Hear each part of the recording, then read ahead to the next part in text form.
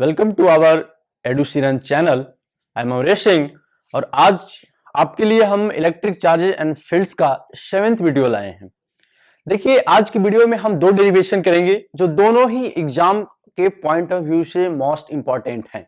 यहां तक कि एक जो क्वेश्चन है, जो ग्राफ आएगा सेकंड वाले डेरिवेशन से, वो आईआईटी जेईई मेंस में 2017 में भी पूछ चुका है। तो सबसे पहला जो डेरिवेशन है वो ये है हमारा कि derive the expression for the electric field intensity due to a infinite charge long sheet। First derivation ये है और सेकेंड जो है हमारा वो ये है कि find the expression for the electric field intensity due to a charge hollow spherical shell। उसमें भी तीन कंडीशन होते हैं कि एक पॉइंट आउटसाइड लेना है हमें स्फेरिकल सेल से, एक point on the surface of a spherical shell and एक पॉइंट है हमारा इनसाइड द स्फेरिकल सेल। तो जो फर्स्ट वन डेरिवेशन है वो ये है हमारा कि find the expression for the electric field intensity due to a infinite charge long sheet. यानी कहने का मतलब ये है कि हमारे पास एक लॉन्ग शीट है, ठीक है, ये हमारा लॉन्ग शीट चार्ज है और ये इनफाइनाइट है। किसके कंपेयर में इनफाइनाइट है? जिस पॉइंट हम एक सपोज करेंगे, जो एक हम पॉइंट सपोज करेंगे इसके नियर में, जहां पे हम डेरिवेशन करेंगे इलेक्ट्रिक फील्ड इंटेंसिटी का, जहां पे जिस पॉइंट पे इलेक्ट्रिक फील्ड इंटेंसिटी का एक्सप्रेशन ड्राइव करेंगे, उस पॉइंट का डिस्टेंस इस शीट के कंपेयर में बहुत ही कम है। तो ये जो पॉइंट होगा ना, उसके कंपेयर में हम इस प्लेन शीट को क्या बोल रहे हैं? इनफाइनाइट बोल रहे हैं। तो डेरिवेशन यही है कि एक हमारा प्लेन शीट है, ये फुली चार्ज है, इसके नियर में एक पॉइंट है, वहां पे हमें इलेक्ट्रिक फील्ड इंटेंसिटी का एक्सप्रेशन ड्राइव करनी है, ठीक है। क्वेश्चन आपको ऐसे भी दे सकता है एग्जाम में कि by using Gauss theorem drive the expression for the electric field intensity due to a infinite charge long sheet. इस टाइप से भी आपको क्वेश्चन दे सकता है। तो चलिए, सबसे पहले हमें क्या करना है? सबसे पहले एक शीट लेनी है, ठीक है। एक शीट हमने ले ली, एक शीट ले ली। ये शीट हमारा क्या है? फुल्ली चार्ज है ना। ये एक शीट है जो फुल्ली चार्ज है। एक पॉइंट हमने सपोज किया कि पी पॉइंट है, ठीक है। यहां पर एक पी पॉइंट है जो आर डिस्टेंस पे है। ये जो हमारा इनफाइनाइट प्लेन शीट है ना, इससे कितना डिस्टेंस पे है? आर डिस्टेंस पे है, ठीक है। तो ये वाला पॉइंट कितना डिस्टेंस पे है? हमारा आर डिस्टेंस पे है। तो अगर हमें यहां पे इलेक्ट्रिक फील्ड इंटेंसिटी फाइंड करनी है बाय यूजिंग गॉस थ्योरम, तो आपको पता होनी चाहिए, एक कॉन्सेप्ट हम पहले भी बता चुके हैं कि जहां पे हमें गॉस थ्योरम अप्लाई करनी है वहां पे हमें एक क्लोज सरफेस एज्यूम करना होता है, तभी हम गॉस थ्योरम अप्लाई कर सकते हैं। तो हमने एक सपोज किया कि एक सिलेंड्रिकल गॉसियन सरफेस है और उसके सरफेस पे ए वाला पॉइंट उसके अंदर में अवेलेबल है, प्रेजेंट है, ठीक है। तो अगर हमारा ए वाला एक सिलेंड्रिकल सरफेस है, ठीक है, और यहां पे ए वाला पॉइंट इसके सरफेस पे है, जो कि कितना डिस्टेंस पे है? आर डिस्टेंस पे है, ठीक है। ये वाला पॉइंट जो हमने पी सपोज किया है, ये पॉइंट कितना डिस्टेंस पे है? ये आर डिस्टेंस पे है, ठीक है। अब आप ध्यान से देखिए कि ये जो हमारा प्लेन शीट है, तो इस प्लेन शीट के नियर में जो पॉइंट है पी, वो आर डिस्टेंस पे है। तो हमने जो सरफेस एज्यूम किया है गॉसियन सरफेस सिलेंड्रिकल, वो इस सरफेस को भी तो कट कर रहा है, पेनिट्रेट कर रहा है। यानी ये जो इनफाइनाइट प्लेन शीट है, यहां पे एक कट करेगा। ये वाला जो हमने सपोज किया है सिलेंड्रिकल गॉसियन सरफेस, वो इसको पेनिट्रेट करेगा, यानी यहां पे भी कट करेगा, ठीक है। तो इसीलिए हमने यहां पे इसको दिखाया है। अब अगर ये वाला गॉसियन सरफेस इस वाले को कट करते हुए पेनिट्रेट कर रहा है, तो इस सरफेस पे यहां पे जो जितना में कट कर रहा है वहां पे चार्ज अवेलेबल भी होगा, है ना। तो ये तो पॉइंट हमने बोल दिया कि ये पॉइंट कितना डिस्टेंस पे है? आर डिस्टेंस पे है। ये पॉइंट पी है ना, ये आर डिस्टेंस पे है। हमारे पास कितने सरफेस हो रहे हैं? देखिए आप, सिलेंड्रिकल सरफेस है तो हमारे पास तीन टाइप के हो गए ना।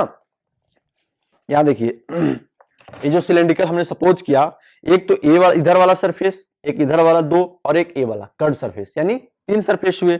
तो एक सरफेस तो ए वाला हो गया हमारा, ठीक है, दूसरा ए हो गया, और थर्ड वन कौन सा है, एक कर्व सरफेस, जिसको हम नाम 1 दे रहे हैं, इसको 2, और इस वाले को थर्ड बोल रहे हैं। ये जो है ना, इसको हम थर्ड बोल रहे हैं। अब देखिए इस थर्ड वाले को हम कलर कर देते हैं ग्रीन से, ठीक है। ये हमारा थर्ड है सरफेस है जो कर्व है। तो हमें अगर गॉस थ्योरम अप्लाई करनी है तो हमें क्या चाहिए, वहां पे इलेक्ट्रिक फील्ड इंटेंसिटी का डायरेक्शन और एरिया वेक्टर का डायरेक्शन। तो आपको पता है कॉन्सेप्ट कि हमेशा अगर कोई सरफेस है तो एरिया वेक्टर उसके क्या होता है, जस्ट परपेंडिकुलर होता है। तो इस सरफेस के लिए एरिया वेक्टर का डायरेक्शन इधर होगा, इस सरफेस के लिए एरिया वेक्टर का डायरेक्शन इधर होगा, और ये जो कर्व्ड सरफेस है इसमें एरिया वेक्टर किधर होगा, अपवर्ड डायरेक्शन में होगा।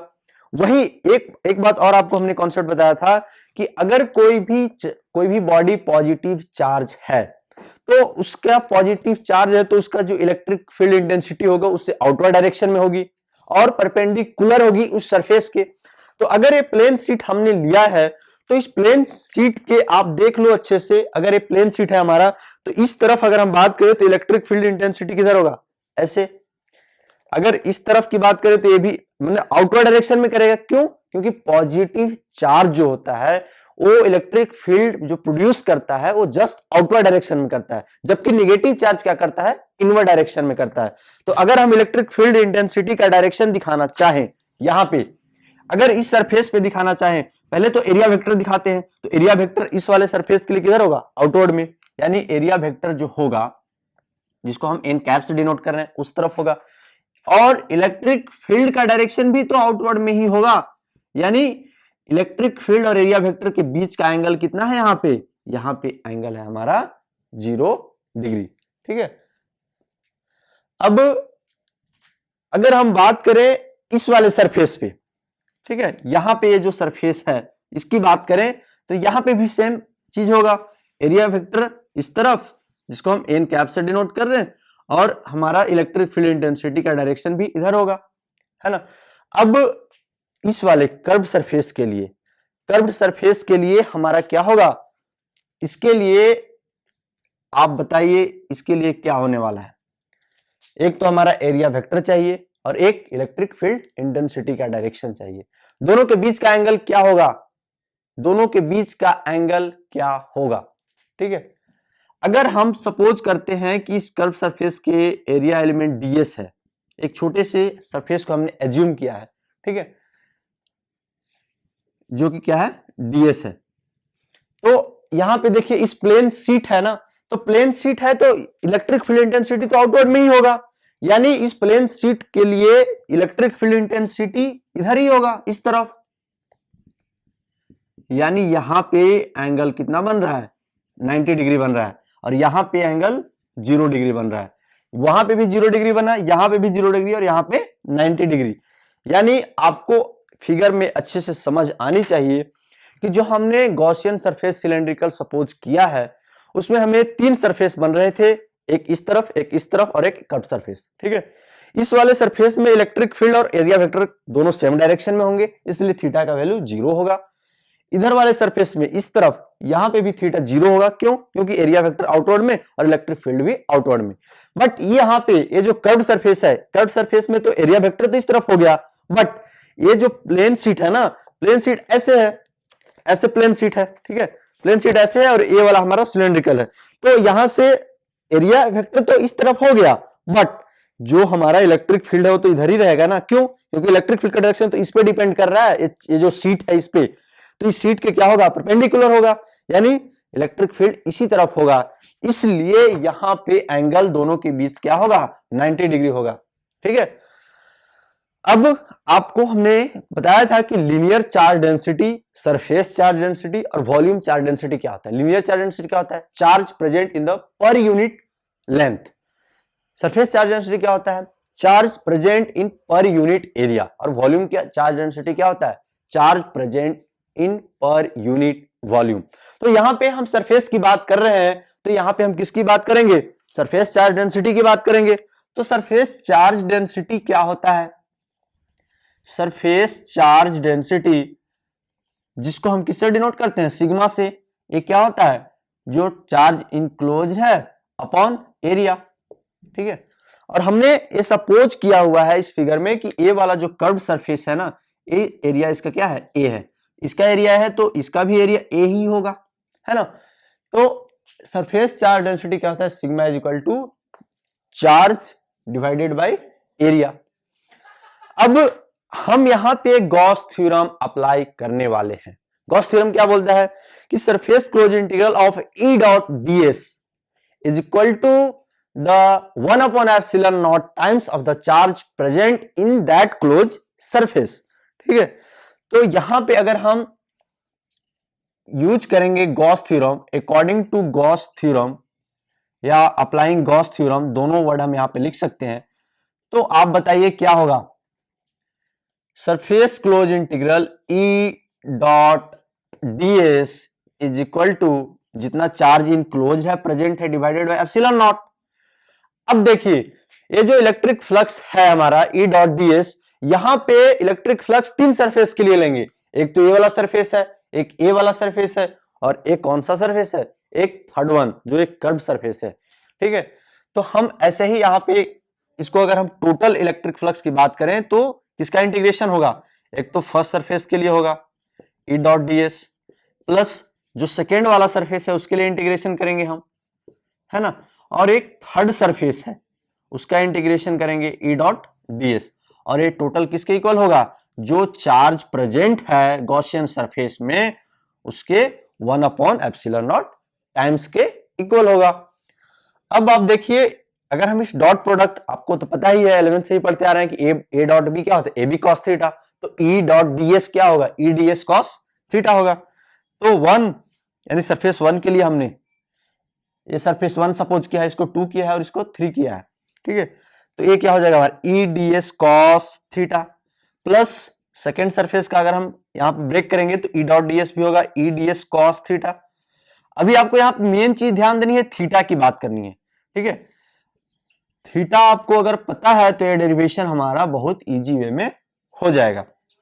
आप देख लीजिए कि इसके लिए फर्स्ट सरफेस यहां पे थीटा 0 है, सेकेंड के लिए भी 0 है, बट जो थर्ड सरफेस है, जो कर्व सरफेस है, उसके लिए थीटा हमारा क्या है, 90 डिग्री है। तो अगर हम यहां पे बोले कि ई D S cos 0 degree plus second surface के लिए भी क्या होगा, E D S cos 0 degree, but जो थर्ड सरफेस है वहां पे थीटा हमारा 0 नहीं है, वहां पे क्या है 90 डिग्री है। और कॉस 90 का वैल्यू क्या होता है आपको पता होनी चाहिए, 0 है। तो अगर हम नेक्स्ट स्टेप में, आप जल्दी से नोट कर लीजिएगा, हम इरेज करते हैं इसको, ठीक है।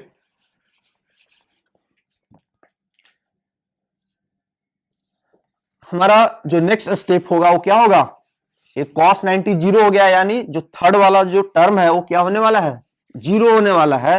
तो बचा क्या हमारा, फर्स्ट सरफेस के लिए ई डी एस बचेगा, क्यों, क्योंकि cos 0 का वैल्यू 1 होता है ना, ये वाला हमारा टर्म 0 हो गया, प्लस सेकेंड सरफेस के लिए भी ई डी एस होगा equal to total charge enclosed किसमें, गॉसियन सरफेस में, डिवाइडेड बाय एप्सिलॉन नॉट। देखिए ये वाला जो पॉइंट P है ना, ये पॉइंट P इस वाले सरफेस से जो इनफाइनाइट प्लेन शीट है उससे इक्वल डिस्टेंस पे है, यानी ये वाला सरफेस जितना डिस्टेंस पे है इस प्लेन शीट से वही सेम डिस्टेंस पे यहां पे भी ये सरफेस है, यानी कि हमारा इलेक्ट्रिक फील्ड इंटेंसिटी का जो मैग्नीट्यूड होगा, जो वैल्यू होगा यहां पे, वही यहां पे भी होगा। क्यों, क्योंकि दोनों ऑलमोस्ट क्या सेम है, इक्वल डिस्टेंस पे है, इसलिए यहां पे हमारा इलेक्ट्रिक फील्ड इंटेंसिटी क्या है, एज अ कांस्टेंट है। तो कांस्टेंट है तो हम इसको इंटीग्रेशन से क्या करेंगे, बाहर कर लेंगे। तो हमारा क्या बचा, इंटीग्रेशन से बाहर की ई, यहां पे ds, यहां पे भी ई बाहर हो जाएगा, integration of area element of second surface is equal to total charge enclose upon epsilon naught. अब आप हमें बताइए कि जो फर्स्ट सरफेस के लिए ds है एरिया एलिमेंट, उसका इंटीग्रेशन मतलब क्या हुआ, इस वाले सरफेस का एरिया जो हम क्या सपोज किए हुए ऑलरेडी, ए सपोज किए हुए हैं, है ना, ये ऑलरेडी हम सपोज किए हुए हैं, तो हम ये चीज पुट अप कर सकते हैं ना कि put area integration of area element of first surface is equal to area element integration of area element of second surface. ये दोनों तो सेम ही है और किसके इक्वल है, ए की इक्वल है, यानी E into A plus E into A is equal to total charge enclose upon epsilon naught. अब जो मेन बात आती है वो ये आती है कि हमारा जो सिलेंड्रिकल गॉसियन सरफेस हमने जो सपोज किया है उसमें कितना चार्ज प्रेजेंट है। तो हमने सरफेस चार्ज डेंसिटी पढ़ाया अभी आपको कि अगर सरफेस चार्ज डेंसिटी का मतलब ये हुआ कि चार्ज प्रेजेंट इन पर यूनिट सरफेस। तो अब जो इस ये वाला जो हमारा सिलेंड्रिकल गॉसियन सरफेस था, इस वाले प्लेन शीट को एक पेनिट्रेट कर रहा है, यानी इसका पोर्शन यहां पे भी तो अवेलेबल है ना, इस प्लेन शीट में अवेलेबल है। तो जितना सरफेस अवेलेबल है ये वाला गॉसियन सरफेस का, उस गॉसियन सरफेस पे भी चार्ज अवेलेबल होगा। वो कितना होगा, वही चीज यहां पे होगा हमारा टोटल चार्ज। तो देखिए वो कितना होगा, जो हमारा टोटल चार्ज इनक्लोज होगा गॉसियन सरफेस में, वो आप ही बताइए कितना होगा। बहुत इजी है, सरफेस चार्ज डेंसिटी सिग्मा है, यानी यूनिट सरफेस में चार्ज हमारा सिग्मा अगर है तो इस वाले एरिया में कितना चार्ज होगा। अरे ये तो एरिया ए ही है ना, जितना एरिया ए होगा उतना ही ये है, फिर ए भी एरिया तो उतना है क्योंकि ये सिलेंड्रिकल है। तो टोटल चार्ज क्या होगा, सरफेस चार्ज डेंसिटी इंटू ए। ये समझ आनी चाहिए आपको। हमने टोटल चार्ज, ये जो गॉसियन सरफेस सपोज किया था सिलेंड्रिकल, इसमें टोटल चार्ज कितना होगा, तो सिंपल सा था, सरफेस चार्ज डेंसिटी सिग्मा है, तो इसमें इसका जो पार्ट पेनिट्रेट कर रहा था इस वाले प्लेन शीट को, तो कितना पार्ट इसका अवेलेबल था। अरे यही वाला सरफेस तो अवेलेबल था ना, जिसका एरिया हमने सपोज किया हुआ था ए, इसलिए हम सिग्मा इंटू ए लिख दिए। ठीक है, तो ई इंटू ए क्या हो गया, 2E into A is equal to sigma total charge enclose, जो क्या है sigma into A upon epsilon naught. ठीक है, अब हमारा देखिए आगे हम करने वाले हैं, बस कुछ नहीं, डेरिवेशन हो गया है हमारा। ठीक है, अब जल्दी से नोट कर लीजिए।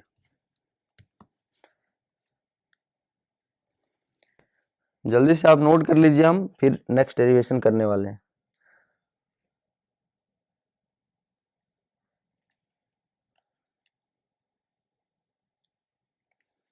ठीक है, सही है। अब हम इरेज करते हैं ऊपर से, नीचे आपको दिखाई नहीं देगा। तो 2E into A is equal to sigma A upon epsilon naught. अब यहां पे देखिए ए एंड ए कैंसिल हो जाएगा, हमें क्या चाहिए था, ई चाहिए था, सिग्मा अपॉन 2 एप्सिलॉन नॉट। यही है हमारा एक्सप्रेशन। यानी अगर आपको एमसीक्यू में क्वेश्चन ऐसे दिया हुआ रहता है कि expression for the electric field intensity due to infinite charge plane sheet, आपको ऑप्शन में रहेगा, 1 मार्क्स में भी क्वेश्चन पूछा है, सिग्मा अपॉन 2 एप्सिलॉन नॉट। कभी कभी यहां पे ए पुट अप कर देगा, कभी एप्सिलॉन नॉट को ऊपर कर देगा। तो you have to keep this thing in mind that the electric field intensity due to infinite charge plane sheet will be the sigma upon 2 epsilon naught. यहां पे सिग्मा क्या है, हमारा सरफेस चार्ज डेंसिटी है। एक तरीके से और कॉम्पिटिटिव एग्जामिनेशन में क्वेश्चन कैसे पूछा था यहां से कि वो इसने पूछा था कि अगर कोई एक प्लेन शीट चार्ज है, उसके नियर में 10 मीटर पे अगर हमारा इलेक्ट्रिक फील्ड इंटेंसिटी का वैल्यू कितना 5 न्यूटन पर कूलम है, ऐसे कुछ क्वेश्चन था। ठीक है, तो उसने बोला कि अगर हम उसको 11 मीटर कर दें तो फिर इलेक्ट्रिक फील्ड इंटेंसिटी का वैल्यू क्या होगा, क्या चेंज होगा। ऑप्शन ऐसे था कि इंक्रीज होगा, डिक्रीज होगा, रिमेन कांस्टेंट और none of this.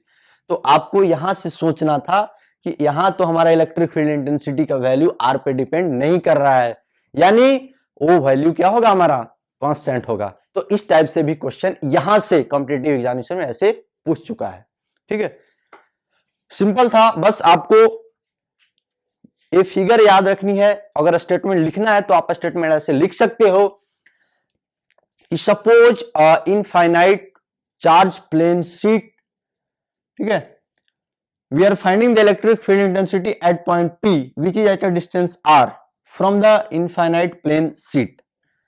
We are imagining the cylindrical Gaussian surface, ठीक है, of cross sectional area A. The area vector and the electric field intensity will be in same direction for these curved surface, while the direction of area element will be perpendicular to the electric field intensity for the curved surface. ठीक है, ये आपका statement लिख सकते हैं. Then applying the Gauss theorem, और आप इसको कर सकते हैं. नेक्स्ट जो डेरिवेशन है हमारा, वो भी बहुत ज्यादा पूछा हुआ है, और वो डेरिवेशन वहां पे एक हम ग्राफ बताएंगे अभी आपको, और वो चीज ग्राफ आप देख लीजिएगा बुक खोल करके, वैसे ही सेम, बस थोड़ा सा ग्रेविटेशन का वहां पे ग्रेविटेशन ऐड किया था, और आईआईटी जेई का मेंस में 2017 में पूछ चुका है, आप रेफर कर सकते हो. ठीक है, तो नेक्स्ट जो डेरिवेशन है हम इसको इरेज करते हैं, वो ये है कि find the expression for the electric field intensity due to charge hollow spherical shell. उसके बाद नीचे पॉइंट दिए रहेंगे, फर्स्ट पॉइंट, सेकंड पॉइंट और थर्ड पॉइंट. फर्स्ट पॉइंट में रहेगा कि outside the spherical shell, second point ये रहेगा कि on the surface of spherical shell, और जो थर्ड पॉइंट रहेगा ये रहेगा कि inside the spherical shell. Question कैसे पूछेगा, एक बार फिर से हम रिपीट करते हैं. फाइंड द एक्सप्रेशन या derive the expression for the electric field intensity due to a charge hollow. Hollow यहां पे आप ध्यान दीजिएगा, होलो का मतलब ये हुआ कि एक फुटबॉल है, ठीक है, due to a charge hollow spherical shell. अब यहां पे तीन कंडीशन होंगे. First condition outside the spherical shell, on the surface of spherical shell, और जो थर्ड वन होगा वो इनसाइड द स्फेरिकल सेल. यही आपको क्वेश्चन ऐसे ही पूछेगा. तो कुछ नहीं करना है, बस आपको पहले फिगर को समझना है अच्छे से. अगर आप फिगर को समझ लिए यहां पे तो ये डेरिवेशन भी कंप्लीट हो जाएगा. क्या है, सबसे पहले तो हम कॉन्सेप्ट समझाना चाहेंगे कि क्या ये बोल रहा है डेरिवेशन. देखिए, चार्ज होलो स्फेरिकल सेल का मतलब ये हुआ कि हमारा ये क्या है, फुटबॉल है, क्योंकि वो अंदर से क्या होता है, होलो होता है ना. तो वो जो फुटबॉल है वो क्या है, फुल्ली चार्ज है. अब उस फुटबॉल के बाहर में एक पॉइंट है, वहां पे इलेक्ट्रिक फील्ड इंटेंसिटी का एक्सप्रेशन देना है. एक पॉइंट फुटबॉल के सरफेस पे है, वहां पे एक्सप्रेशन देनी है, और एक जो पॉइंट है वो फुटबॉल के अंदर में है, वहां पे एक्सप्रेशन ड्राइव करनी है. ठीक है, और ये फुटबॉल हमारा क्या है, फुल्ली चार्ज है, यानी चार्ज कहां पे प्रेजेंट है, सरफेस पे प्रेजेंट है. तो हमने सपोज कर लिया कि एक होलो स्फेरिकल सेल है जो जिसपे चार्ज क्या है, प्लस क्यू. ठीक है, इस पे चार्ज कितना प्रेजेंट है, प्लस क्यू चार्ज प्रेजेंट है. हमने सपोज किया फर्स्ट कंडीशन क्या है कि इलेक्ट्रिक फील्ड इंटेंसिटी निकालना है एक पॉइंट पे, जो पॉइंट इसके आउटसाइड हो. पहले तो ये जो होलो स्फेरिकल सेल है इसका रेडियस क्या हम सपोज कर रहे हैं, कैपिटल आर. ठीक है, और ये वाला जो पॉइंट है जिसको हम पी बोल रहे हैं पॉइंट, ये होलो स्फेरिकल सेल के सेंटर से कितना डिस्टेंस पे है, ये हमारा स्मॉल आर डिस्टेंस पे है. ठीक है, तो देखिए अगर हम यहां पे गॉस थ्योरम अप्लाई करने वाले हैं तो हमें एक क्या चाहिए, क्लोज सरफेस चाहिए. अगर पॉइंट पी पे हमें electric field intensity expression drive करनी है by using the Gauss theorem, तो हमें यहां पे एक क्या चाहिए, एक क्लोज सरफेस चाहिए. तो उस क्लोज सरफेस को हम क्या करेंगे, यहां पे सपोज कर लेंगे कि हमने सपोज कर लिया कि एक होलो स्फेरिकल सेल है ये, ठीक है, जिसका रेडियस क्या है, स्मॉल आर है. ये सपोज कर लिया बाहर में. अब यहां पे इस पॉइंट पे हमें इलेक्ट्रिक फील्ड इंटेंसिटी फाइंड करनी है by using the Gauss theorem. तो सबसे पहले तो हमें इलेक्ट्रिक फील्ड इंटेंसिटी का डायरेक्शन चाहिए और एरिया वेक्टर का डायरेक्शन चाहिए, तभी तो हम फाइंड कर पाएंगे. तो अभी हम आपको पढ़ा चुके हैं, अभी फिर से बता दे रहे हैं कि कोई भी एक पॉजिटिव चार्ज बॉडी है तो इलेक्ट्रिक फील्ड इंटेंसिटी उसके कारण जो प्रोड्यूस होगा वो उसके आउटवर्ड डायरेक्शन में प्रोड्यूस होगा. तो ये जो फुटबॉल है ऐसे इस तरह के इलेक्ट्रिक फील्ड इंटेंसिटी क्या होगा, आउटवर्ड डायरेक्शन में होगा। यानी इलेक्ट्रिक फील्ड इंटेंसिटी का जो डायरेक्शन होगा वो किधर होगा, इस तरफ होगा, है ना, फुटबॉल के जस्ट आउटवर्ड में। अब जो एरिया वेक्टर है, एरिया वेक्टर का भी तो डायरेक्शन आउटवर्ड में ही होता है। तो अगर ये बाहर में हमने गॉसियन सरफेस जो होलो स्फेरिकल है, जो हमने सपोज किया है, अगर इसका हम एक एरिया एलिमेंट डीएस को ले, ठीक है, तो इस एरिया एलिमेंट डीएस का एरिया वेक्टर का डायरेक्शन किधर होगा, वही बात यहां पे भी सोचना है। एरिया वेक्टर का डायरेक्शन परपेंडिकुलर होता है, यानी एरिया वेक्टर का डायरेक्शन भी किधर होगा, इस तरफ ही होगा। यानी जिसको हम किससे डिनोट कर रहे हैं, एन कैप से डिनोट कर रहे हैं। एरिया एलिमेंट हमारा क्या है, डीएस है, ठीक है। तो यहां पे थीटा यानी इलेक्ट्रिक फील्ड इंटेंसिटी और एरिया वेक्टर के बीच का एंगल क्या है, 0 डिग्री है। अब हमें इलेक्ट्रिक फील्ड इंटेंसिटी और एरिया वेक्टर के बीच का एंगल पता हो गया है, ठीक है। सबसे पहले तो आपको स्टेटमेंट ऐसे लिखना है, आप अच्छे से समझ लीजिए पहले, कि suppose hollow spherical shell of radius capital R, ठीक है, which is fully charge and the charge available on that surface is plus Q, capital में हमने नोट किया है, ठीक है। We are finding the electric field intensity at point P, which is at a distance small r from the center of the hollow spherical shell. ठीक है, we are considering a hollow spherical Gaussian surface which is having the radius small r. Area element ds, ठीक है, and electric field intensity E. Area vector n cap and the electric field intensity will be in same direction as shown in the figure. आप इतना statement लिख सकते हैं, ठीक है। अब हमारा जो गॉस थ्योरम अप्लाई करना है, तो गॉस थ्योरम अप्लाई करने के लिए क्या होना चाहिए, charge surface close integral E dot DS is equal to charge into 1 upon epsilon naught. यानी अगर हमें चार्ज पता है गॉसियन सरफेस में कितना है, तो हम वहां पे अप्लाई कर देंगे, है ना। तो आप देखिए, एक छोटा सा क्रिकेट वाला बॉल था, यानी सपोज कर दिया, बोलते हैं कि फुटबॉल ही था, चलिए ये फुटबॉल था। अब उसके बाहर में एक और बड़ा सा फुटबॉल आ गया है, ठीक है।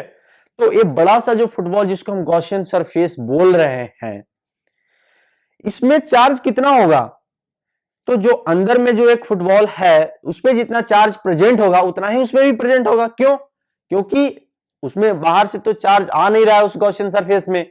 जो भी चार्ज होगा वो उसके अंदर में जो फुटबॉल प्रेजेंट है, जिसपे हमने प्लस क्यू चार्ज बोल रखा है, वही तो चार्ज उस पे भी होगा, वही गॉसियन सरफेस में उतना ही चार्ज प्रेजेंट होगा।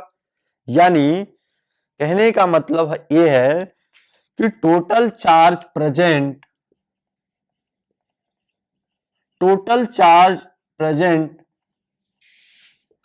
इन the hollow Gaussian surface will be, क्या होगा, वो क्यों होगा, है ना। अब चार्ज तो हमें पता हो गया, तो by using the Gauss theorem, यानी by applying the Gauss theorem, ठीक है, एक गॉस थ्योरम क्या बोलता है, surface close integral E dot DS is equal to total charge enclose upon epsilon naught. अगर हम इसको ब्रेक करें तो ये क्या होगा, E D S cos theta is equal to total charge present upon epsilon naught, है ना। यहां पे देखिए आप, थीटा का वैल्यू हमने ऑलरेडी बता चुके हैं, क्या है वैल्यू, 0 डिग्री है।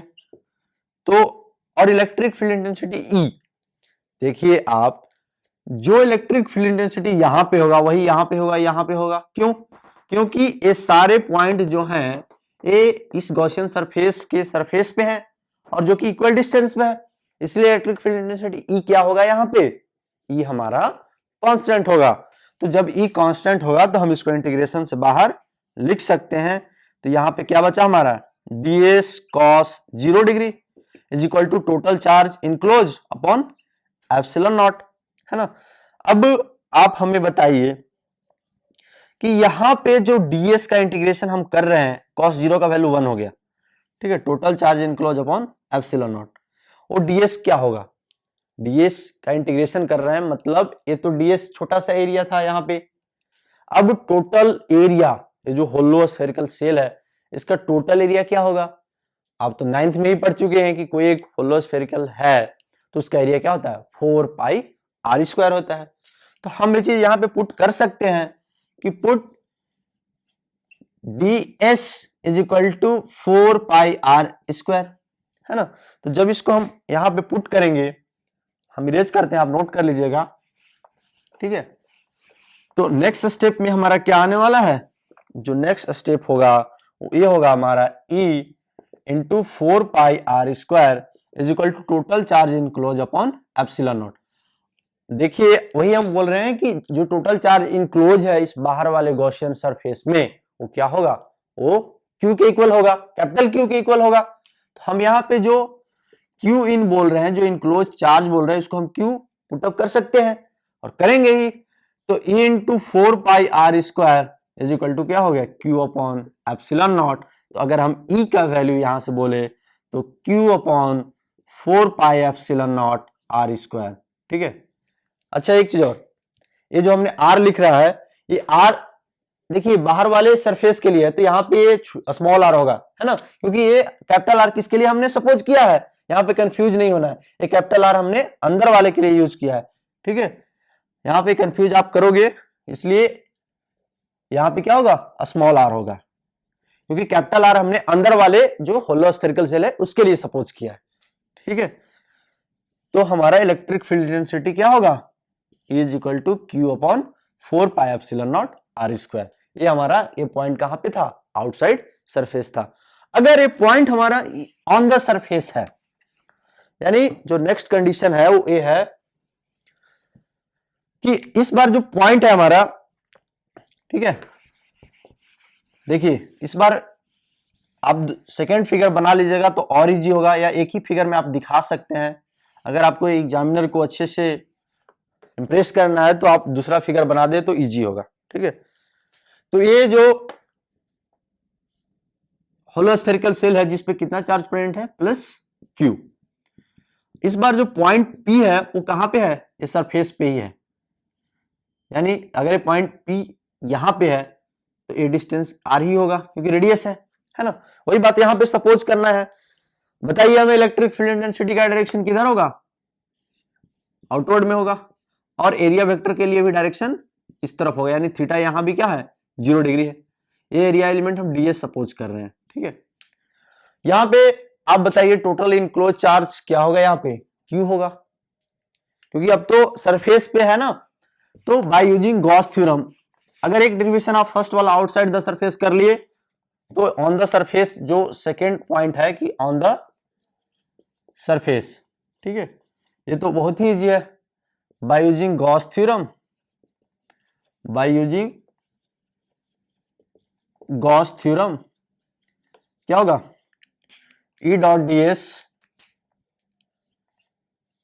E dot ds is equal to total charge available upon epsilon naught, ठीक है।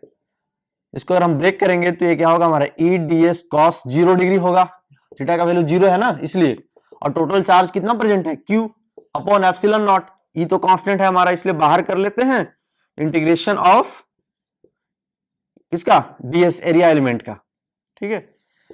अब बताइए आप यहाँ पे ds का वैल्यू क्या होने वाला है, जो एरिया होगा होलो स्फेरिकल सेल का क्या होगा, 4 पाई आर स्क्वायर होगा। तो integration of area element ds will be 4 pi R square, यहाँ पे r कैपिटल होगा, keep this thing in mind, ठीक है। तो E into 4 pi R square is equal to Q upon epsilon naught. अगर हम E यहां से पता करना चाहे तो हमारा होगा Q upon 4 pi epsilon naught into R square, ठीक है। R तो कांस्टेंट है ना, क्यों, क्योंकि ये तो रेडियस है ना, जो होलो स्फेरिकल सेल है उसका क्या है, रेडियस है। ये तो हो गया हमारा सेकंड केस। जो थर्ड केस है वो क्या है हमारा, वो ये है कि ये जो होलो स्फेरिकल सेल है जिसका रेडियस कैपिटल R है, इस बार एक पॉइंट P है जो अंदर में है, अभी तो इस पे चार्ज Q प्रेजेंट है ही इस सरफेस पे, होलो स्फेरिकल शेल पे, लेकिन जो थर्ड वन केस है वो ये है कि एक पॉइंट अंदर में प्रेजेंट है। यानी अगर यहाँ पे पॉइंट प्रेजेंट है, यहाँ पे हमें इलेक्ट्रिक फील्ड इंटेंसिटी फाइंड करनी है, तो हम वहां पे क्या करेंगे, एक क्लोज सरफेस सपोज करेंगे गॉसियन। वही बात यहाँ पे हमने सपोज कर लिया कि एक होलो गॉसियन सरफेस है, यहाँ पे इसका रेडियस क्या है, स्मॉल आर है, ये वाला लेंथ क्या है, कैपिटल आर है, बट ये वाला लेंथ क्या है हमारा, स्मॉल आर है। इसको हम ब्लैक से रिप्रेजेंट कर दे रहे हैं आपको, ये वाला की लेंथ क्या है, ये हमारा कैपिटल आर है। अब यहां पे इस पॉइंट P पे हमें इलेक्ट्रिक फील्ड इंटेंसिटी फाइंड करनी है, तो आप हमें बताइए कि क्या एक फुटबॉल बड़ा सा है, उसके अंदर में एक छोटा सा फुटबॉल और है, तो क्या छोटे से फुटबॉल में चार्ज प्रेजेंट होगा, नहीं होगा। और जब चार्ज प्रेजेंट है ही नहीं तो इलेक्ट्रिक फील्ड इंटेंसिटी कहां से होगी, वहां नहीं होगी। यानी अगर हम बोले जो थर्ड केस है हमारा वो ये है कि inside the spherical shell, inside the spherical shell, ठीक है। तो यहां पे आप बताइए हमें चार्ज क्या होगा, charge present in inner shell will be 0। तो अगर हम यहां पे गॉस थ्योरम अप्लाई करें by using Gauss theorem, surface close integral E dot ds is equal to total charge present upon epsilon naught times, अगर E को बाहर करते हैं इंटीग्रेशन ऑफ ds, ये Q इन क्या है हमारा 0 है ना, क्योंकि इसमें टोटल चार्ज क्या है 0 है, अंदर में तो कोई चार्ज प्रेजेंट ही नहीं है, जो अंदर वाला गॉसियन सरफेस है होलो वाला उसमें तो चार्ज प्रेजेंट है ही नहीं, तो इसलिए Q इन का वैल्यू हम क्या करेंगे 0 पुट करेंगे। अगर A 0 है तो E का वैल्यू हमारा क्या होगा 0। यानी आप देख लीजिए अच्छे से कि अंदर में हमारा इलेक्ट्रिक फील्ड इंटेंसिटी क्या है 0 है, सरफेस पे क्या है, सरफेस पे क्या है हमारा इलेक्ट्रिक फील्ड इंटेंसिटी कांस्टेंट है, क्यों, क्योंकि डिनोमिनेटर में आर स्क्वायर है, बट जो आउटसाइड वाला केस था वहां पे आप देखिए कि डिनोमिनेटर में हमारा स्मॉल आर का स्क्वायर है ना। तो अगर अंदर में तो 0 है इलेक्ट्रिक फील्ड इंटेंसिटी, सरफेस पे कांस्टेंट है, और बाहर जा रहे हैं हम तो हमारा इलेक्ट्रिक फील्ड इंटेंसिटी क्या है डिक्रीज हो रहा है। तो अगर हम ग्राफ पूछे आपसे, देखिए एक ग्राफ बहुत जगह मेंस के क्वेश्चन में यही ग्राफ पूछा है कि इलेक्ट्रिक फील्ड इंटेंसिटी अगर y डायरेक्शन में है, x डायरेक्शन में हमारा क्या है डिस्टेंस, जिसको हम क्या बोल रहे हैं r, ठीक है, ये डिस्टेंस है। तो यहां पहले तो सरफेस तक अगर नहीं जाएगा बॉडी हमारा, तो यहां तक इलेक्ट्रिक फील्ड इंटेंसिटी क्या है 0, ठीक है। अब यहां तक इलेक्ट्रिक फील्ड इंटेंसिटी का वैल्यू 0 है, सरफेस पे कांस्टेंट है, और जैसे ही डिस्टेंस अगर इंक्रीज हो रहा है तो इलेक्ट्रिक फील्ड इंटेंसिटी कैसे डिक्रीज होगा, इस तरफ से। क्यों ऐसा ग्राफ क्यों हुआ, क्योंकि जो डिक्रीज होने का रेट है ना 1/r² है, इसलिए ऐसे हुआ। यानी एक पाराबोला के शेप में यहां से यहां तक इलेक्ट्रिक फील्ड इंटेंसिटी 0 है, क्यों, क्योंकि ये वाला जो पॉइंट है ये इनसाइड द स्फेरिकल शेल है, यहां पे मैक्सिमम होगा, इस सरफेस पे इलेक्ट्रिक फील्ड इंटेंसिटी है, ठीक है, यहां पे इलेक्ट्रिक फील्ड इंटेंसिटी क्या होगा मैक्सिमम होगा। और जैसे ही पॉइंट हमारा जैसे पॉइंट दूर जाता रहेगा इलेक्ट्रिक फील्ड इंटेंसिटी क्या होगा डिक्रीज होता रहेगा। तो ग्राफ ऑप्शन में आपको इस तरह से दिया हुआ रहेगा, ये वाला डिस्टेंस कितना है, ये वाला डिस्टेंस हमारा कैपिटल आर, ठीक है, इधर वाले स्मॉल आर, ये तो कांस्टेंट है ना। तो इस तरह से ग्राफ हमारा डिक्रीज होगा। तो आपको ऑप्शन में 4 ग्राफ दिए रहेंगे, आपको ग्राफ अच्छे से ध्यान में रखनी है, ठीक है। फिर से हम थोड़ा सा माइंड में आपको दे देते हैं, आज हमने क्या पढ़ा है, आपको एक्सप्रेशन ड्राइव किया किसके लिए, electric field intensity due to infinite charge plane sheet. वहां पे हमने बताया आपको कि डिस्टेंस पे डिपेंड नहीं करता है इलेक्ट्रिक फील्ड इंटेंसिटी, अगर उसके नियर में एक पॉइंट है उससे थोड़ी सी दूर पे एक और पॉइंट सपोज कर रहे हैं, वहां पे भी electric field intensity will be the same, because in the derivation we are finding that our electric field intensity will not depend on the distance. Okay, now the second derivation was the find the expression for the electric field intensity due to a charged hollow spherical shell. इसमें तीन condition थे हमारा, outside the spherical shell, on the surface of spherical shell, and the third one is inside the spherical shell. ठीक है, जो inside the spherical shell होगा वहां पे electric field intensity will be the zero, because there is no charge present inside the hollow spherical shell. On the surface it will be the constant, and I have shown this thing in graph. And when we are going outside from the spherical shell, the electric field intensity will decrease with the rate of 1 upon r square. So the graph will be in this form. Okay. So आज के लिए इतना ही, thank you. और जो हम next video लाएंगे आपके लिए, उसमें आपको हम न्यूमेरिकल कुछ बताएंगे अच्छे से, जो आपके एग्जाम्स के लिए इंपॉर्टेंट है, जेई के लिए, नीट के लिए और आपके बोर्ड एग्जाम्स के लिए। तो आप अच्छे से नोट्स जैसे जैसे हम आपको देते जा रहे हैं, अगर आप हर एक वीडियो का नोट्स बना रहे हो तो आपको पूरी 12th की फिजिक्स इजी वे में आपको मिल जाएगी यहाँ पे। ठीक है, हम आपके लिए वीडियो तैयार कर रहे हैं और हम प्रोवाइड करेंगे। ठीक है, थैंक यू।